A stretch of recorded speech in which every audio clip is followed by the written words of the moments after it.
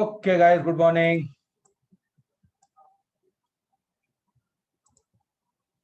I hope majority of you have used Zoom one day or the other. तो आपको ये मालूम है कि चैट बॉक्स कैसे यूज करना है, करेक्ट? नहीं तो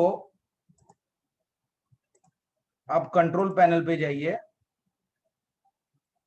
वहां पर साइड में 3 डॉट मोर लिखा होगा, मोर पे क्लिक करेंगे, चैट आएगा। जैसे ओपन करोगे आपको सामने एक चैट बॉक्स दिखाई देगा, उसको पकड़ो, साइड में एक जगह पे लेके जाओ, आपके स्क्रीन के बीच में ना आए, and you need to answer. ठीक है, it has to be an interactive session, नहीं तो पढ़ाने में मजा नहीं आता है, वन साइडेड नहीं होना चाहिए। So you have to answer, nothing to worry. So hopefully all are ready, and it's 11.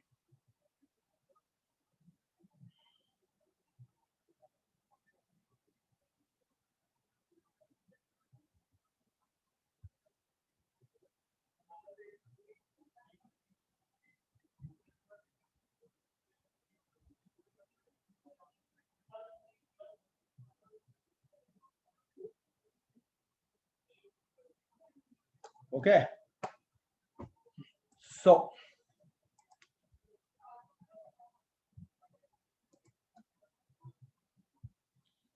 and another thing, if possible please rename yourself.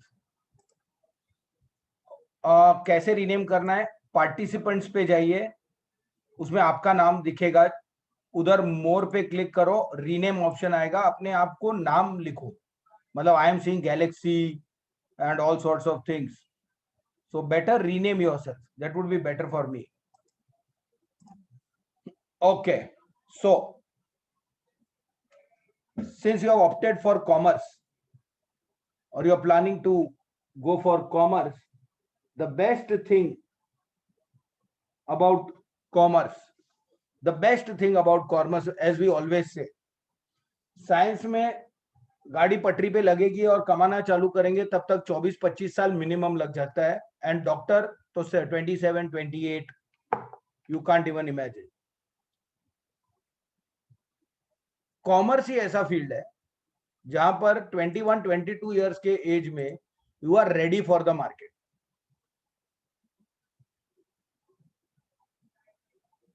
You are ready for the market. Commerce is the only field where at the age of 21-22 you will be ready for the market. Market is ready to absorb you. So that's the best thing about commerce. और आपका commerce आने का क्या intention है वो हमको आगे जाके मालूम पड़ जाएगा, मतलब what your plans are, I mean to say, to go into commerce. Yeah, but commerce में the most important subject is bookkeeping and accountancy. It means जब तक आप कॉमर्स फील्ड में हो, ये सब्जेक्ट एवरी ईयर आता रहेगा, आता रहेगा, आता रहेगा। FYB JC SYJC यानी 11-12 जूनियर कॉलेज जो होता है, first year junior college, second year junior college, FYJC SYJC, उसको बोलते हैं 11th and 12th। कॉमर्स में ये सब्जेक्ट है। उसके बाद आगे जाके आप बीकॉम करो, बैफ करो, बीएमएस करो, बीबीआई करो, ये सब्जेक्ट आपको हर साल रहेगा। सीए करो, ये सब्जेक्ट रहेगा। सीएस करो, ये सब्जेक्ट रहेगा। ओके, एमबीए करो, फाइनेंस में ये सब्जेक्ट रहेगा। इन शॉर्ट, आपको ये सब्जेक्ट से छुटकारा नहीं है। So it's one of the most important subjects in commerce. I said important subject, did I से डिफिकल्ट? नहीं, ऐसा बोला मैंने। I said this is the most important subject in commerce. I never said it is difficult. Easy है, बहुत easy है भाई। Now how come it is easy? It is easy, बस, that's it. It's a very easy subject, though it is important. मतलब 12th में board exams में public आराम से थोड़ा भी प्रैक्टिस किया है, थोड़ी इज्जत दी है, थोड़ी इज्जत, बहुत ज्यादा इज्जत नहीं देने का इस सब्जेक्ट को, थोड़ी इज्जत दी है ना, तो भी 12th में 90 स्कोर हो जाता है आराम से बोर्ड एग्जाम्स में। If you practice say 2 hours a week, 2.5 hours a week, not daily, enough. Starting से अगर 2-2.5 घंटे वीकली दिया है इस सब्जेक्ट को तो आराम से 90 प्लस स्कोर होता है. So nothing extraordinary or difficult about this subject. Now let me start with bookkeeping. What is bookkeeping? भाई चैट बॉक्स यूज करो, हाँ बिंदास. सही तो सही, गलत तो गलत, लेकिन आंसर्स देने के लिए please use the chat box. Okay, please use the chat box, very important. Before I go to book keeping, tell me one thing. DMart गए हो, एक काम करो, डीमार्ट जाओ, सुबह से रात तक वो बिलिंग काउंटर के पास आके खड़े हो जाओ. And don't observe all the billing counters, खाली कोई भी एक बिलिंग काउंटर के आगे आके खड़े हो जाओ और क्या हो रहा है खाली देखो. शाम को मैं आपको पूछूंगा, बता पूरे दिन में कितने रुपए का सेल हुआ. क्या आपको याद होगा? Will you be able to remember क्या क्या बिका, कितना नया माल आया स्टॉक में, अभी इस चीज का कितना स्टॉक है, कितना बिक गया, कितना कैश आया, कितना क्रेडिट कार्ड से पैसा आया. याद रहेगा? एक दिन का एक काउंटर का याद रहेगा? पॉसिबल है? Is it possible? खाली 2 लोगों ने जवाब दिया है. खैर कोई बात नहीं, अच्छी शुरुआत है. मैंने बोला बिंदास चैट बॉक्स यूज करो. हाँ अभी ऐसा कोई कोई कोई झाग रहा है. तो कहने का मतलब हम लोग नॉर्मल इंसान है, रजनीकांत नहीं, बराबर कि नहीं? तो वी कांट रिमेंबर, हमको सब याद नहीं रहने वाला. एक दिन का एक काउंटर का नहीं याद रहेगा यार, पूरे साल का सब काउंटर का तो छोड़ो और पूरे इंडिया की सब डीमार्ट का छोड़ो. तो आपको नहीं लगता है हिसाब रखना चाहिए? क्योंकि बॉस तो किधर बैठा होगा? अपने कॉर्पोरेट ऑफिस में. डीमार्ट का जो भी ओनर होगा दमानी, कहाँ क्या चल रहा है उसके पास उसका सब हिसाब होना चाहिए कि नहीं होना चाहिए? You should keep a record of all what is happening in your business, yes or no? Yes. And that is what is bookkeeping. So bookkeeping will teach you how to record whatever is happening in your business, all the transactions that are happening in your business, उसको कैसे record करना है, वो भी systematically कैसे record करना है. That subject is bookkeeping. Understood? So what is bookkeeping? Bookkeeping is a subject which will teach you how to keep a record of the business transactions in a set of book. Bookkeeping, keeping books of records.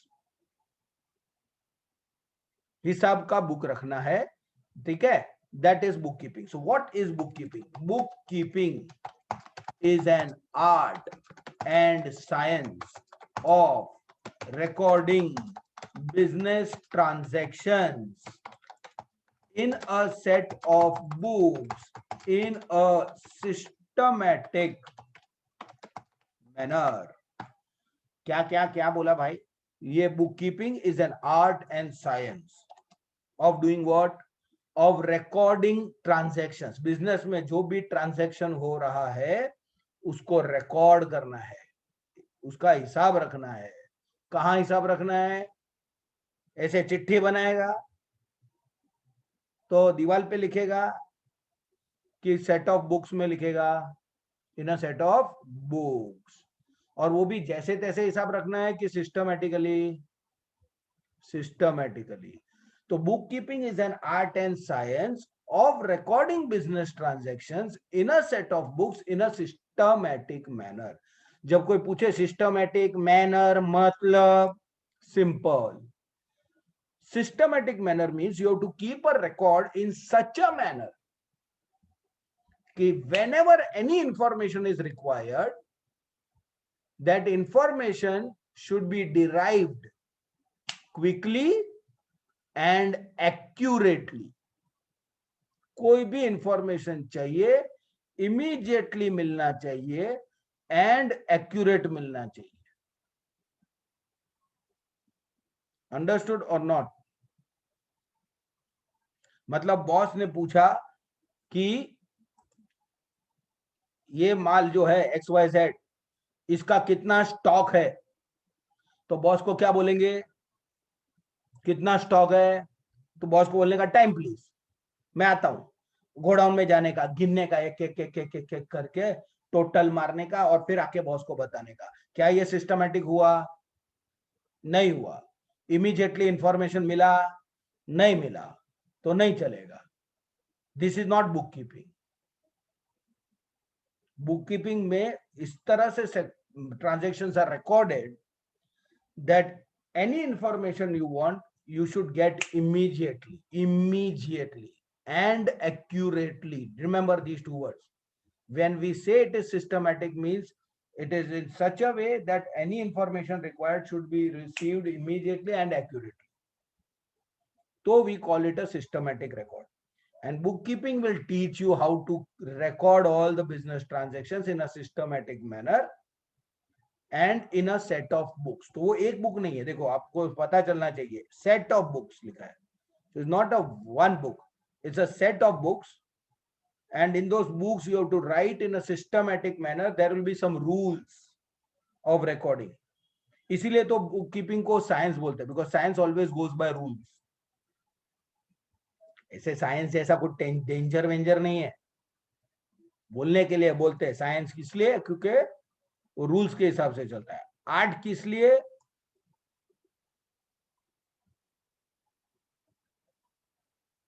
Because जितना ज्यादा practice करेगा, art कैसा रहता है, जितना ज्यादा practice करोगे उतना ज्यादा you get a very good grip on that art, right?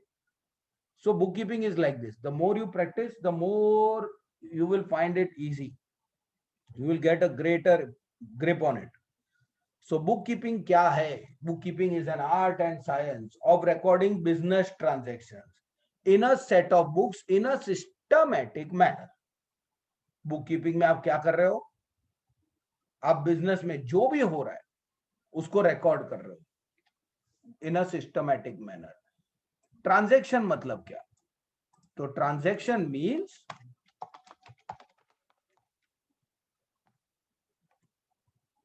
Give and take, लेन देन, लेती देती।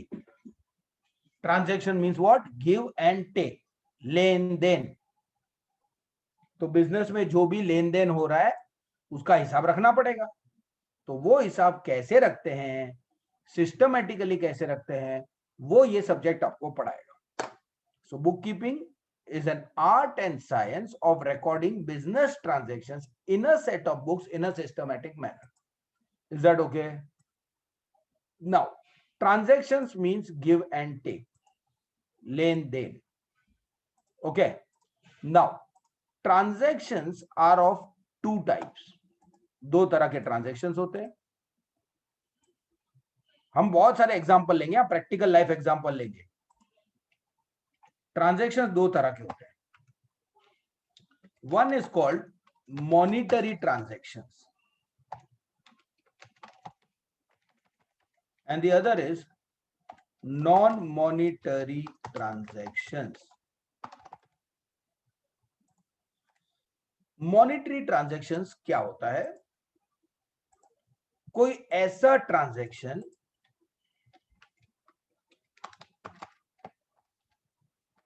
which involves give and take. Transaction का मतलब ही होता है गिव एंड टेक। तो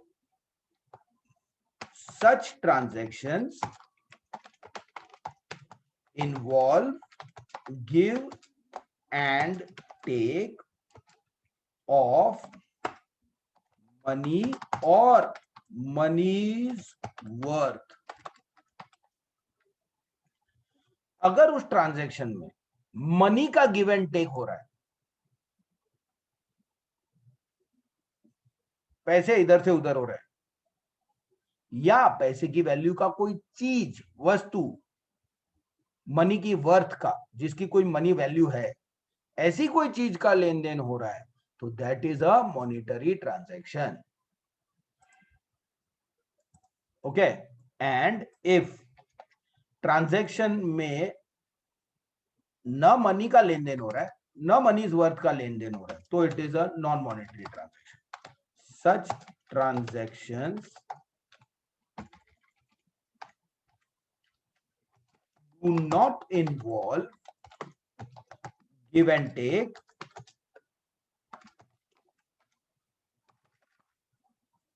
okay, such transactions do not involve give and take of money or money's worth.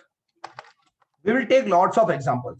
और फिर मैं आपको लास्ट में सवाल भी पूछूंगा आंसर देने का. चैट बॉक्स में बहुत सारे लोग एक्टिव हो चुके हैं, बाकी के लोग भी बिंदास एक्टिव होने का, जवाब देने का. ठीक है. देख भाई, you went to a shop, bread लेने गया.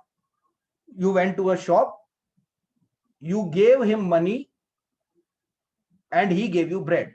अब वो दुकान वाले के एंगल से सोचो, उसका बिजनेस है, उसका आपके साथ अभी अभी कोई लेन देन हुआ है, क्या उसमें मनी इन्वॉल्व था? यस और नो?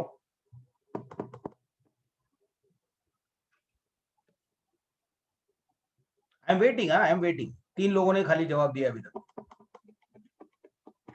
हाँ, अभी आया मजा, ऐसा धर धर धर धर धर धर धर धर आंसर है. Okay.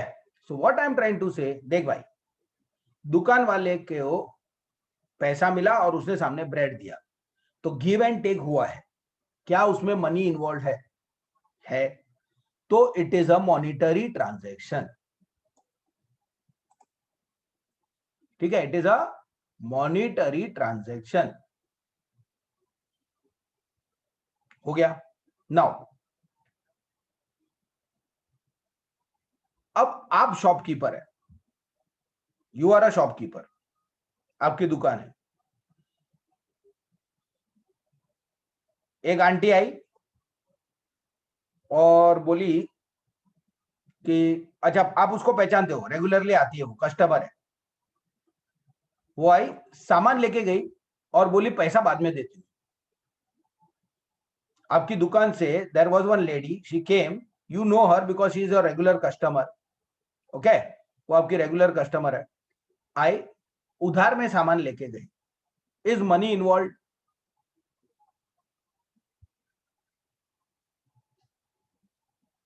No, money is not involve. अच्छा, लेकिन मनी की वैल्यू की कोई चीज इधर से उधर हुई, वो जो सामान लेके गई उसकी मनी वैल्यू है कि नहीं है? तो मनी इन्वॉल्व नहीं है, बट मनी इज वर्थ तो इन्वॉल्व है ना. Give and take of money is worth तो हो रहा है ना. मनी की वैल्यू की कोई चीज, वस्तु इधर से उधर हुई कि नहीं, गिव एंड टेक हुई, तो still it is a monetary transaction. Got my point? It is still a monetary transaction.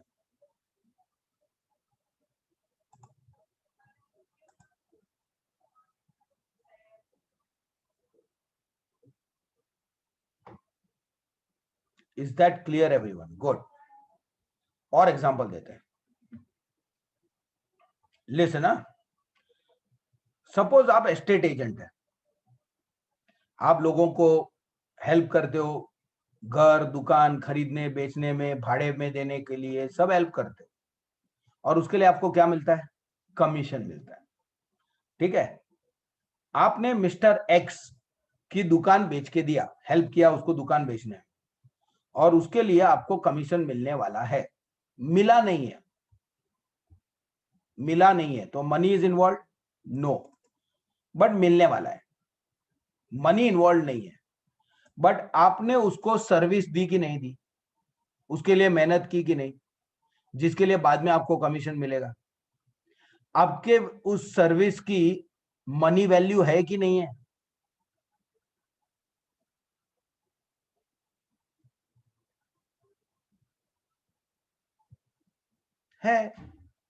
तो it is still a monetary transaction. Any give and take of money और मनी की value का कोई भी good services कुछ भी होने, अगर उसका लेन देन हुआ है तो वो मॉनेटरी ट्रांजैक्शन। बट अगर कोई ऐसा ट्रांजैक्शन हुआ जिसमें ना मनी इन्वॉल्व है ना मनी की वैल्यू का कोई चीज इन्वॉल्व है, तो फिर वो नॉन मॉनेटरी ट्रांजैक्शन। अभी इसके एग्जांपल सुनो, ठीक है। व्हाट आई डिड वाज,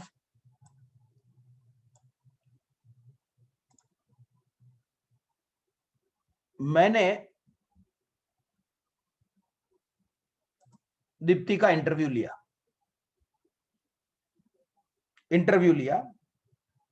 उसका इंटरव्यू अच्छा गया, मैंने उसको बोला जरा बाहर रुकिए, दूसरे लोगों का इंटरव्यू लिया, मैंने 4-5 लोगों को शॉर्टलिस्ट किया, बाकी को बोला घर पे जाओ, फिर उनका सेकंड राउंड ऑफ इंटरव्यू लिया, फाइनली मैंने दीप्ति को सिलेक्ट किया कि चलो यू आर अपॉइंटेड, ये पगार रहेगा आपका, ये टर्म्स एंड कंडीशंस रहेगी, ये काम करना होगा आपको, ये आपका टाइमिंग रहेगा, आपको साल में इतनी छुट्टी मिलेगी, ब्ला ब्ला ब्ला, ये हमारा टर्म्स एंड कंडीशंस है, ये रहा आपका अपॉइंटमेंट लेटर, अगर आपको ज्वाइन करना है तो आप 15 तारीख से ज्वाइन कर लेना।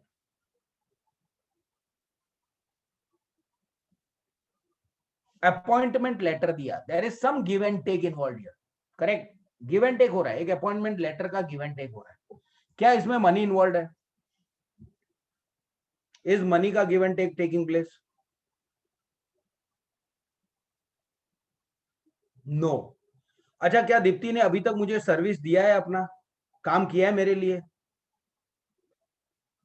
तो कोई मनी की वैल्यू की कोई चीज का लेन देन हुआ?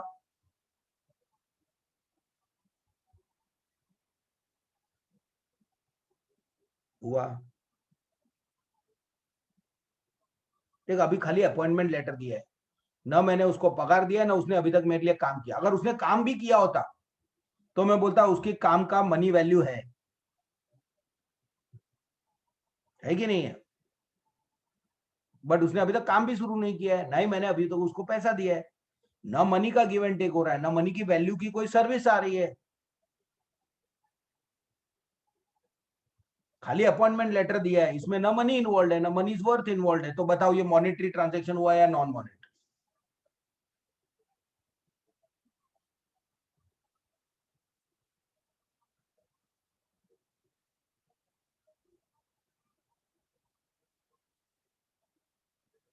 मनी इन्वॉल्व है? नहीं है। मनी की वैल्यू का कोई चीज, वस्तु या सर्विस या कोई ऐसा इन्वॉल्व है? नहीं इन्वॉल्व है। तो it is a non monetary transaction. Understood? कळलं? समझायू? गुड। एक और एग्जांपल देता हूं, चल, नॉन मॉनेटरी आइटम का, नॉन मॉनेटरी ट्रांजेक्शन। मैंने विधि को फोन किया, हेलो विधि दीदी, जरा ऑर्डर लिखो। ऐसा करके मैंने उसको 10 चीजों का ऑर्डर लिखवा दिया फोन पे। अभी तक उसने सामान भेजा नहीं है, अभी तक मैंने उसको पैसा भेजा नहीं है। क्या मनी इन्वॉल्व है? Is money involve? नो। अच्छा, क्या मनी की वैल्यू का कोई चीज इधर से उधर हुआ हमारे बीच? क्या उसने माल भेज दिया जिसकी मनी वैल्यू है? नो। अभी तो खाली ऑर्डर दिया है उसको, ना मैंने उसको पैसा दिया है ना उसने मुझे माल दिया है, तो कुछ भी गिव एंड टेक नहीं हुआ, खाली ऑर्डर देने से ना मनी इन्वॉल्व है ना मनी इज वर्थ इन्वॉल्व है। तो वो मॉनेटरी ट्रांजेक्शन हुआ या non monetary?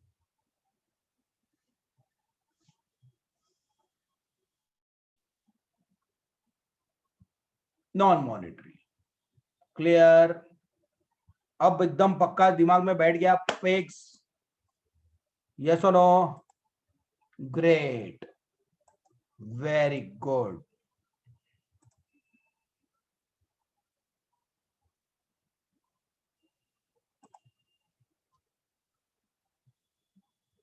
So what I'm trying to tell you is,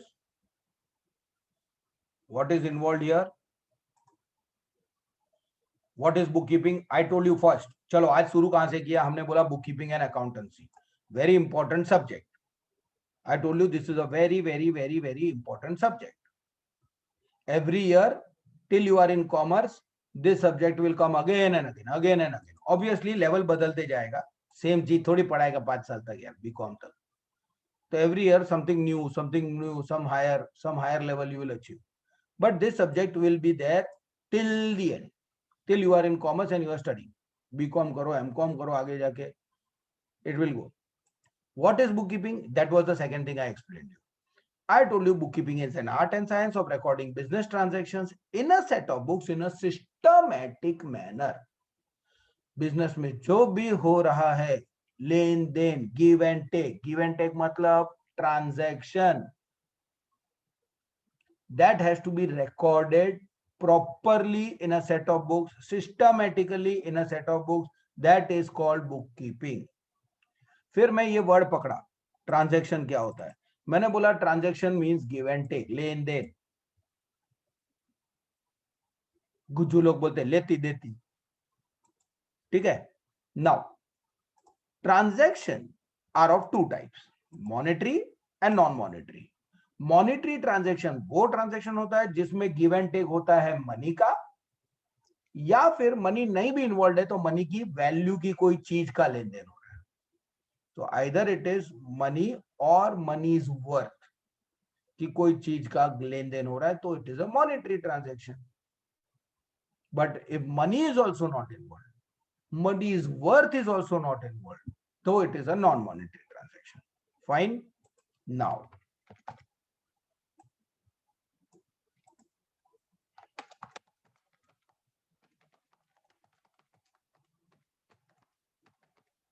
such transactions are recorded. Monetary transactions को record किया जाता है.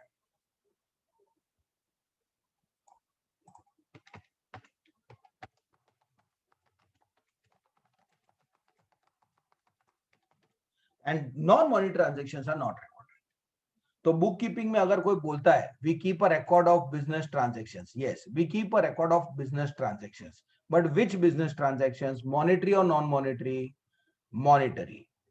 मॉनेटरी ट्रांजेक्शंस को रिकॉर्ड किया जाता है, नॉन मॉनेटरी ट्रांजेक्शंस को रिकॉर्ड नहीं करते, क्योंकि उसमें ना पैसा इन्वॉल्व है, ना पैसे की वैल्यू की कोई चीज का इधर से उधर हो रहा है, लेन देन हो रहा है, गिव एंड टेक हो रहा है, तो इसलिए उसको रिकॉर्ड नहीं करते. Clear? So when we say bookkeeping is an art and science of recording business transactions, which business transactions are we recording? The monetary business transactions. Non-monetary transaction को record नहीं करते. यहां तक everyone is feeling confident with all the examples that I gave you.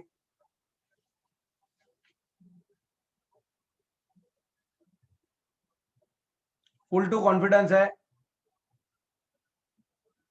किसी को example के साथ पढ़ाने का होगा तो पढ़ा सकता है, तुम पढ़ा सकता है. Can you? बुक कीपिंग क्या होता है कोई पूछा तो तू एग्जाम्पल के साथ बता सकता है, तो कॉन्फिडेंस होता है, वरना कॉन्फिडेंस नहीं होता है. हाँ ऐसा.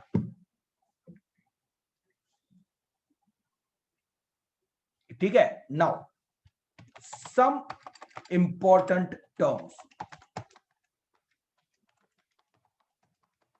देखो एक नया सब्जेक्ट है ये हमारे लिए, एटलीस्ट हमको ये मालूम पड़ गया कि ये सब्जेक्ट है क्या. इसमें क्या सीखने का है कि how to record the business transaction systematically in a set of books. ये सीखने वाले हम लोग पूरे साल. बट ये सब्जेक्ट नया है, तो इस सब्जेक्ट में क्या है, कुछ ऐसे वर्ड्स आएंगे जो आपने पहली बार सुने होंगे. तो लेट्स अंडरस्टैंड सम टर्म्स. कुछ नए शब्दों को समझने की कोशिश करते हैं. सबसे पहले let's understand what is goods. asset, liability,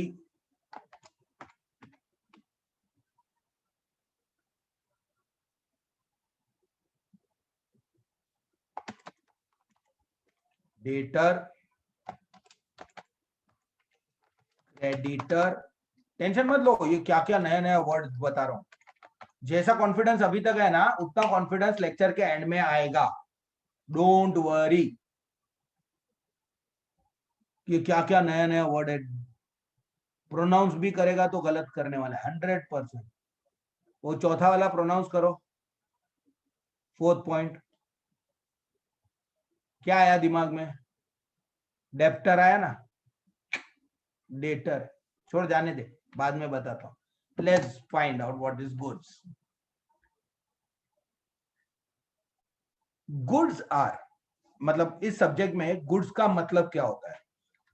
goods are those articles and commodities in which a businessman deals. Goods are those articles and commodities in which a businessman deals. मतलब जिस चीज का हम धंधा करते हैं ना, हम उसको गुड्स बोलने का।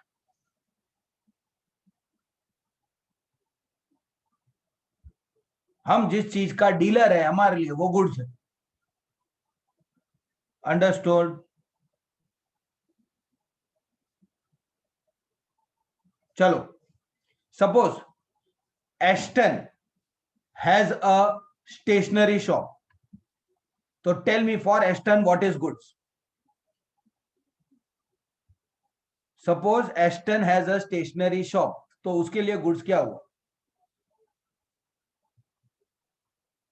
Don't tell me his products, stationery item कुछ तो नाम दो, दो चार। Very good, books, pen, pencil, scale, rubber, okay, है ना? तो ये सब उसके लिए गुड्स हुआ। Very good. अच्छा, उसके बाजू में स्वयं की दुकान है और स्वयं की मेडिकल दुकान है, केमिस्ट, तो उसके लिए पेंसिल स्केल गुड्स हुआ क्या? नो। तो उसका केमिस्ट शॉप है, तो उसके लिए गुड्स क्या? वाह, मेडिसिन, पैरासिटामोल, विक्स, क्या बात है, क्या बात है। Okay, understood. अच्छा, उसके बाजू में वेदांशु की इलेक्ट्रॉनिक की दुकान है, वेदांशु इलेक्ट्रॉनिक, बता उसके लिए गुड्स क्या है? उसके लिए मेडिसिन गुड्स है?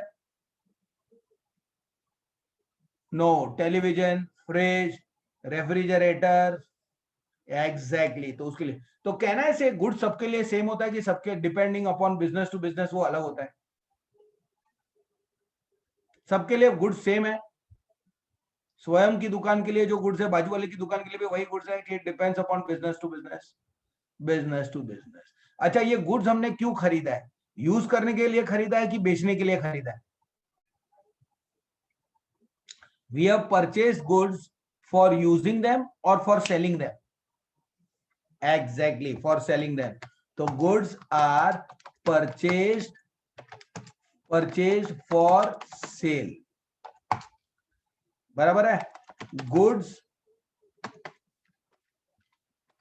Is a relative term.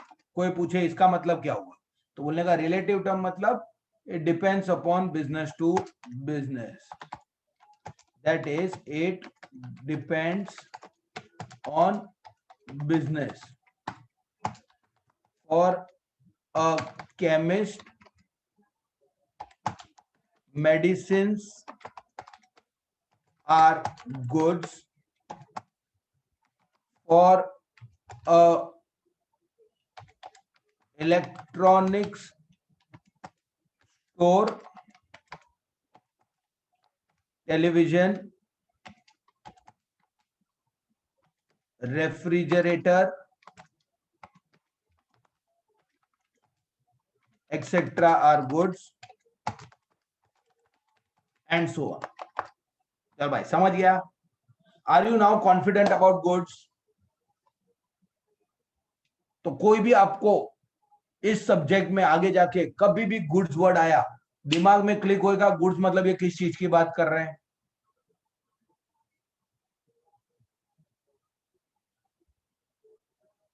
Correct. चलो, अपना लेडीज गारमेंट्स का शॉप है, तो अपने लिए गुड्स क्या होगा? Girls answer. Suppose ladies garments का शॉप है, तो हमारे लिए गुड्स क्या होगा?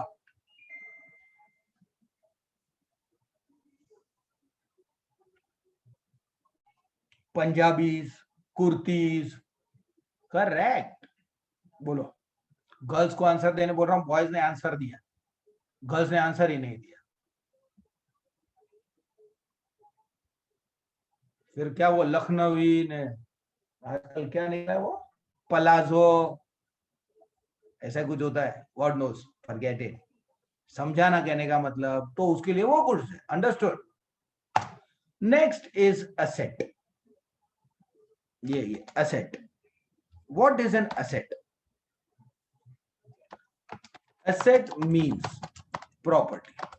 बोलो, सीधा प्रॉपर्टी बोल नहीं सकते, बट अकाउंट्स में प्रॉपर्टी को asset, owned, property owned is an asset. ठीक है, तो property owned is an asset. फिर वो प्रॉपर्टी कुछ भी हो सकती है, land, building, shop, godown, factory, machine भी आपकी प्रॉपर्टी है भाई। फैक्ट्री, अगर आपका फैक्ट्री है, फैक्ट्री के अंदर मशीन है, वो आपकी प्रॉपर्टी हुआ। आपका दुकान है, दुकान में बहुत सारा फर्नीचर है, वो आपकी प्रॉपर्टी हुआ। आपके ऑफिस है, उसमें भी फर्नीचर है, प्रॉपर्टी हुआ। आपके ऑफिस है, कंप्यूटर है उसमें, वो भी आपकी प्रॉपर्टी हुई।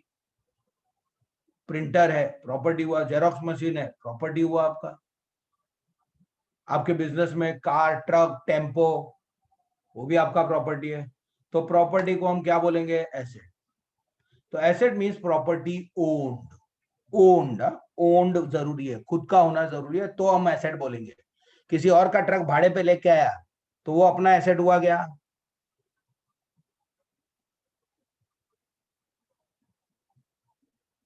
नो, तो वो अपना एसेट नहीं है। If it is owned only then it. अच्छा मेरे को एक बात बता, हमने मशीन क्यों खरीदा था? बेचने के लिए खरीदा था कि यूज करने के लिए?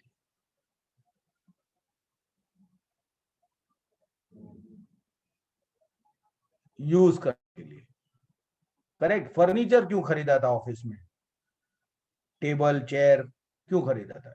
यूज करने के लिए। दुकान क्यों खरीदा है? बिजनेस में यूज करने के लिए। गुड्स यूज करने के लिए नहीं खरीदा था, बेचने के लिए खरीदा था। याद आया कुछ? Goods were purchase for sale, assets are purchased for use. Understood? Now assets मतलब properties own. Can anyone now give me examples of assets? Yes, land, building, machinery, furniture, computers, vehicles, stock. Okay, very good. Stock हमारा asset होता है, very good. Godown में इतना सारा लाखों का माल पड़ा है, वो अपना प्रॉपर्टी हुआ कि नहीं, एसेट हुआ कि नहीं? कैश, वेरी गुड, कैश भी तो हमारा प्रॉपर्टी है। Understood now?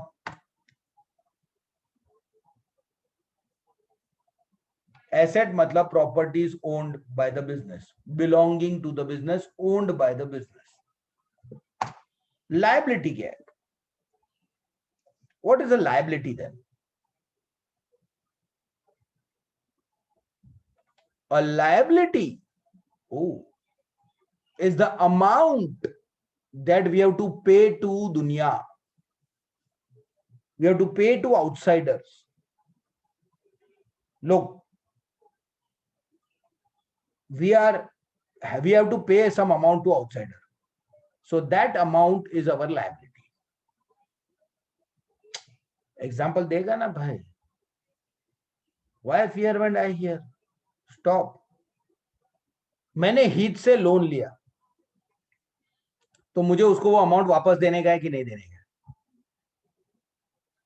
I have taken a loan from Heath. I have taken a loan from Heath.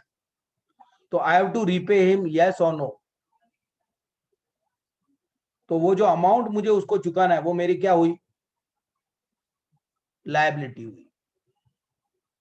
अब समझा? लायबिलिटी मतलब अपने को पैसा चुकाने का। Understood? Great. Fine, now listen, हमने काजल से उधार में माल खरीदा है, सामान खरीदा है, उधार में खरीदा है, तो हमको उसको पैसा देना बाकी है कि नहीं? We have to pay. तो the amount that I have to pay to Kajal, that amount is my liability. Clear? दो एग्जांपल हुए. लोन लिया, पैसा देने का है वापस, लायबिलिटी है. किसी से उधार में सामान खरीद के लाया, पैसा देने का है, लायबिलिटी है.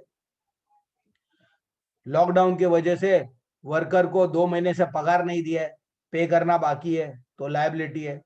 पे करने का है तो लायबिलिटी है. तुम लोगों ने एडमिशन लिया, तुमको देने के लिए बैग्स, बुक्स सब देने के लिए मंगवा लिया, तुमको दे दिया, अभी तक वो प्रिंटर को तो बिल का पैसा ही नहीं चुकाया हमने, तो हमको प्रिंटर को पैसा चुकाने का बाकी है, वो भी लायबिलिटी है. किसी भी वजह से, whatever may be the reason, अगर वी हैव टू पे तो it is our liability. Everybody clear? whatever reason, but if I have to pay some amount to someone, so that amount is my liability. So liability is the amount that business has to pay to outsiders. दुनिया में लोगों को जो पैसा हमको चुकाना है वो हमारी liability. Understood?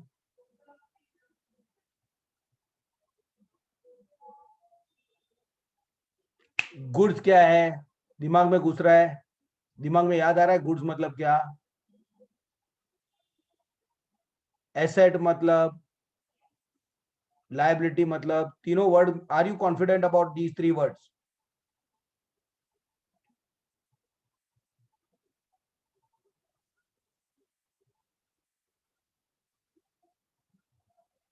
Are you confident about these 3 words? Very good. Good, good. Now ये डेटा, पहले तो प्रोनाउंसिएशन की बात करते हैं. डेटा, डेप्टर नहीं है, बी साइलेंट है, ठीक है? It's data. अब ये डेटा कौन होता है? डेटर वो प्राणी होता है, डेटर वो प्राणी होता है जिसे पैसा लेने गए.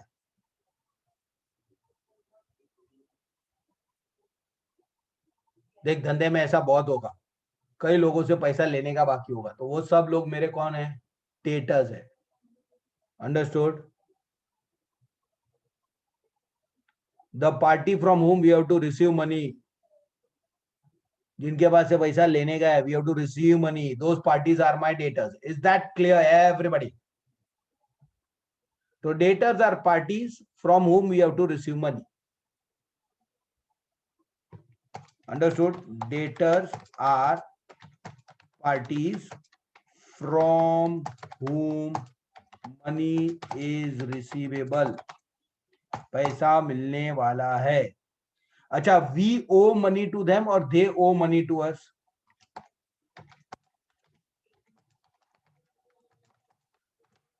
They owe money to us, they have to pay us, we have to receive from them, so those parties are my debtors. अच्छा, अपने को उससे पैसा क्यों लेने का है?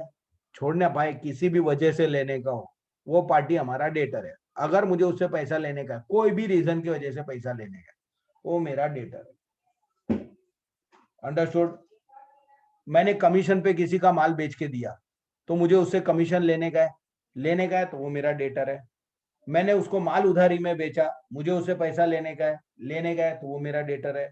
मैंने किसी को लोन दिया है, तो मुझे उससे पैसा वापस लेने का है, वो मेरा डेटर है. फॉर वॉट एवर रीजन, अगर अपने को किसी पार्टी से पैसा लेने का है, तो वो पार्टी अपना कौन हुआ? डेटर हुआ. Is everybody convinced? Is everybody convinced? Debtor मतलब,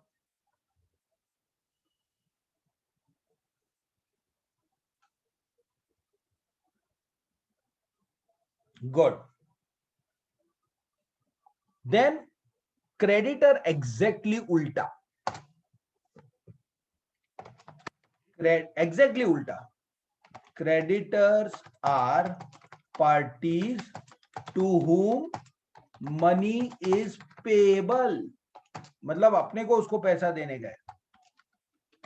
we owe money to them, अपने को जिन आत्माओं को पैसा देने का है वो सब हमारे क्रेडिटर है। जो जो पार्टी को we have to pay, those parties are my creditors.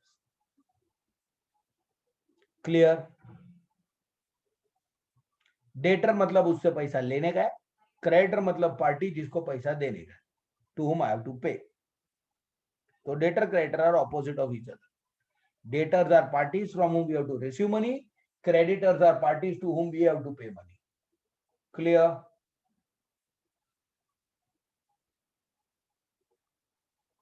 Good.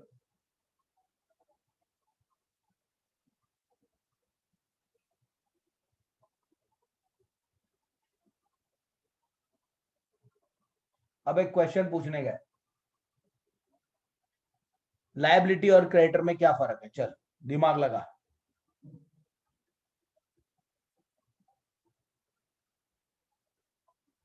Everybody start using your brains.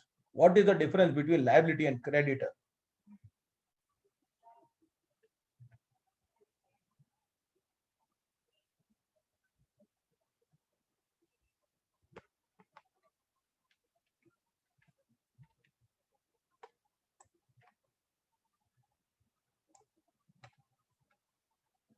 Liability में वी हैव टू पे मनी, क्रेडिटर में भी वी हैव टू पे मनी यार। What is the difference between a liability and a creditor?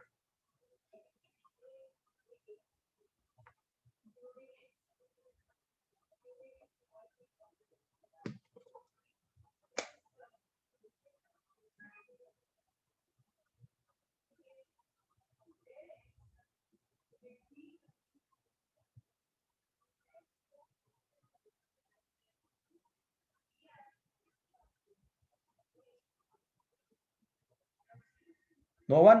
Good, आराम से, tension नहीं लेने का। Listen listen, liability is outsider. हाँ तो वो क्रेडिटर भी आउटसाइड पार्टी है ना, और क्या है? Liability is outsider. Oh oh oh madam Gupta, please listen here, listen here, I will tell you. Listen, मैंने मिस्टर एक्स से 1 लाख रुपीज लोन लिया है, तो मुझे उसको 1 लाख वापस देने का है। तो वो जो अमाउंट है, अमाउंट 1 लाख, वो अमाउंट जो मुझे उसको देने का है, वो अमाउंट मेरी लायबिलिटी है, और वो जो पार्टी है जिसको मुझे ये अमाउंट देने का है, वो पार्टी मेरा क्रेडिटर है। क्रेडिटर पार्टी है और लायबिलिटी अमाउंट है।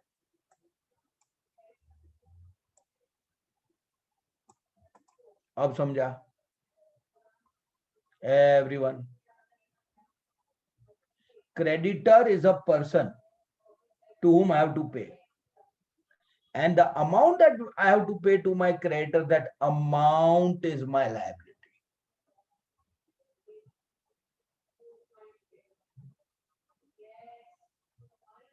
वो पार्टी अपना लायबिलिटी नहीं है, वो अमाउंट जो हमको उसको देने का है, वो अमाउंट हमारी लायबिलिटी है। वो पार्टी हमारा क्रेडिटर है। Now this is clear with everybody.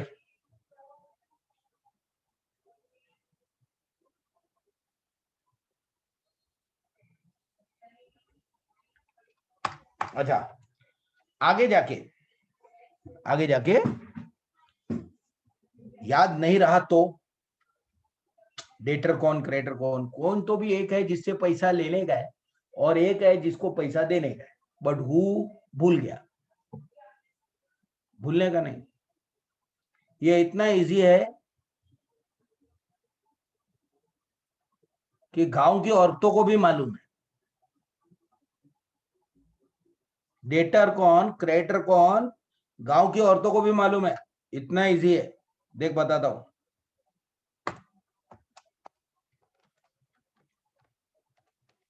देसी लेडी,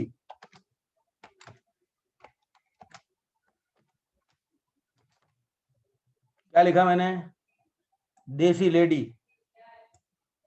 अगर अपने को किसी को पैसा देने गए ना तो देसी, सी मीन्स क्रेडिटर, और किसी से पैसा लेने गया है तो वो लेडी, डी मीन्स वो हमारा डेटर। अब याद रहेगा कोडवर्ड क्या है? देसी लेडी। अंडरस्टूड है एवरीबॉडी? अब नहीं भूलेगा, अब कभी नहीं भूलेगा। देसी लेडी, अगर अपने को देने का है तो देसी, देसी लेडी, देने का है तो देसी, सी मीन्स क्रेडिटर, और अगर उससे लेने का है तो लेडी, डी मीन्स डेटर। देसी लेडी, अब याद रहेगा एवरीवन?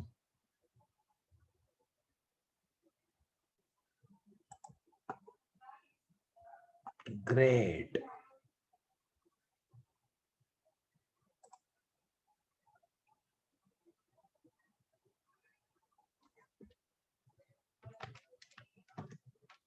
ओके, जाने दे, कुछ इजी इजी वर्ड लेता हूं। सॉल्वेंट, इनसॉल्वेंट, लास्ट दो वर्ड्स, थोड़ा टाइम बचा है तो मैं सिखा देता हूं। सॉल्वेंट,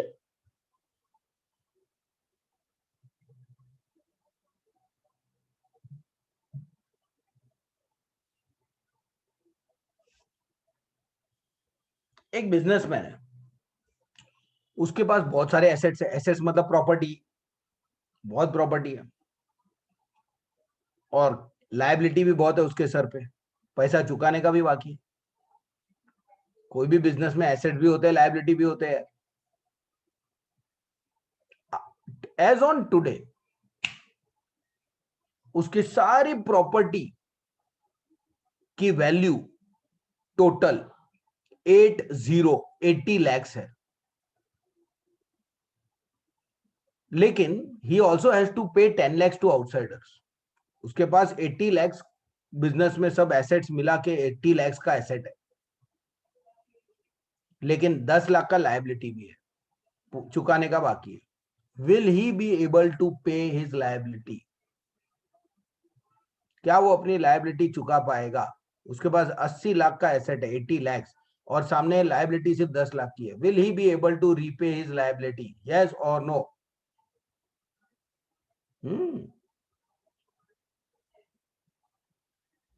क्या वो दुनिया को पैसा चुका पाएगा, अपनी लायबिलिटी चुका पाएगा? यस और नो? यस। तो हम बोलेंगे कि वो सॉल्वेंट है। सिंपल।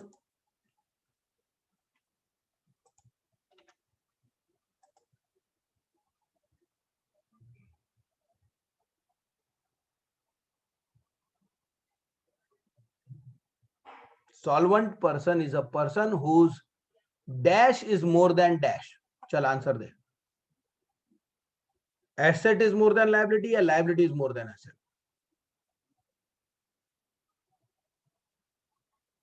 क्या बात है?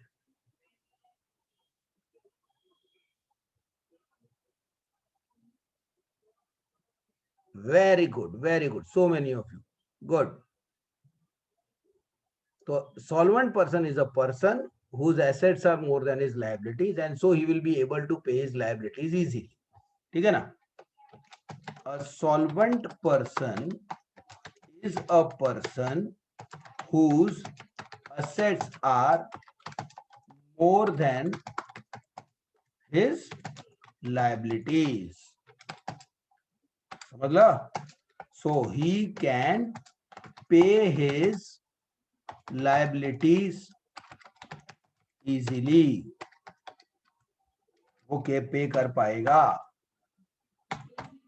अब आप समझ गए इंसॉल्वेंट एग्जैक्टली उल्टा। सब एसेट बेच के 20 लाख मिलेगा और सर पे 50 लाख का कर्जा है। कर्जा मतलब liability. All assets, if he sells all his properties, all his assets, 20 lakhs only, and he has to pay 50 lakhs to outsiders. will he be able to pay his liabilities?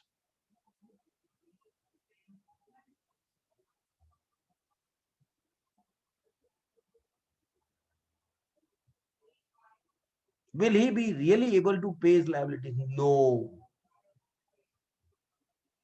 तो फिर हम बोलेंगे वो इंसॉल्वेंट है.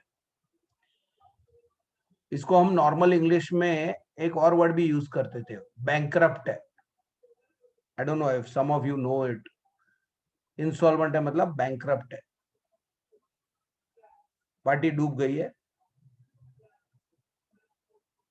हिंदी में डुबाते, गुजराती में उठाते. मतलब हिंदी में बोलते पार्टी डूब गई है, गुजराती में बोलते पार्टी उठी गई है ना. An insolvent person is a person whose liabilities are more than his assets.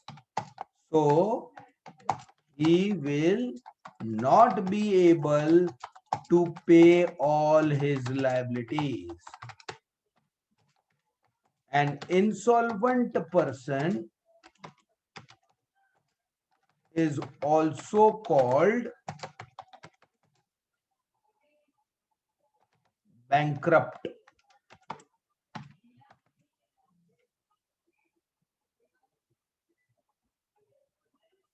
Chalo. Now, go through whatever is seen on the screen. Some important terms. जरा एक नजर मारो.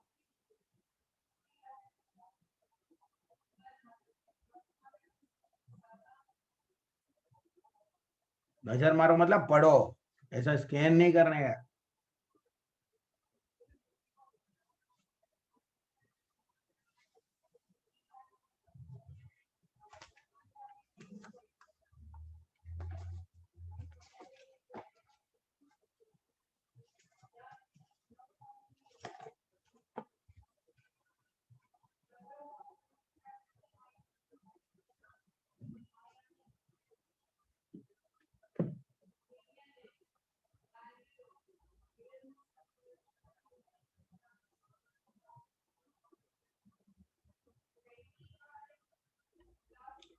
And if you have any doubt or if you want to tell something, please share it.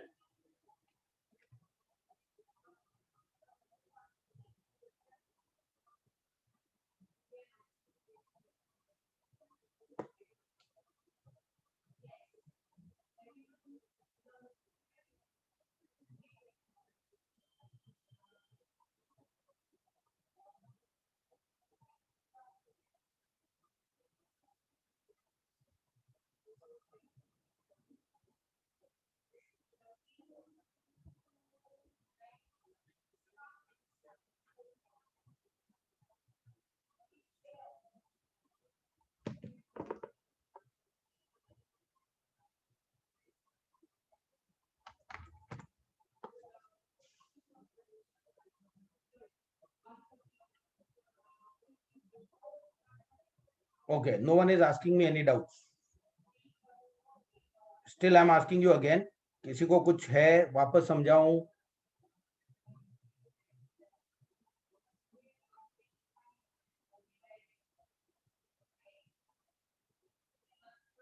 So as I told you, this subject is important, but it is not difficult. If every lecture you have this confidence कि हाँ आज जो समझाया आए थे, आने दे, कुछ भी आने दे, मैं लिख लेगा, एग्जाम्पल भी दे दूंगा, ऐसा कॉन्फिडेंस आया तो this subject is not difficult. And I hope you have that confidence today, right? Yes. Liability and creditor. ठीक है. देख भाई, लिसन, हमने स्टेट बैंक ऑफ इंडिया से लोन लिया है, तो अपने को स्टेट बैंक ऑफ इंडिया को अमाउंट वापस देने का है. तो जो अमाउंट अपने को उसको वापस देने का है, वो अमाउंट अपनी लायबिलिटी है.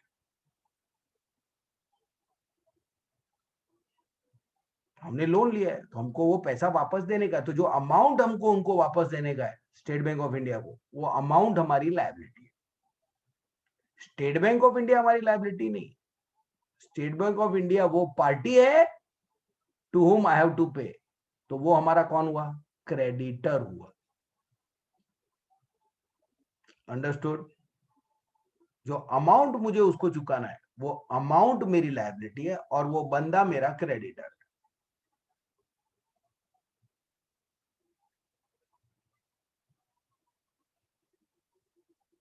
क्लियर ना? Very good. Anything else? Okay then, we can wind up. Anyone has any questions? No.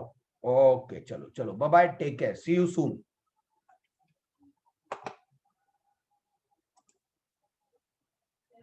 Bye bye. I think many of your surname से मुझे मालूम पड़ता है कि your elder brothers sisters must have been with me. They must be in reliable classes. ऐसा? हाँ बराबर है, मेरे को लगा ही, गोलकिया, दावरा, मेंदपरा, ये सब surnames, Viradiya, so all your elder brothers and sisters must be in reliable. Lobo. Lobo, which Lobo? Who was your elder brother or sister here?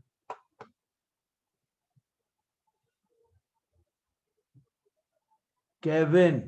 ओ, हाँ हाँ, हमारा एफबी फ्रेंड है वो।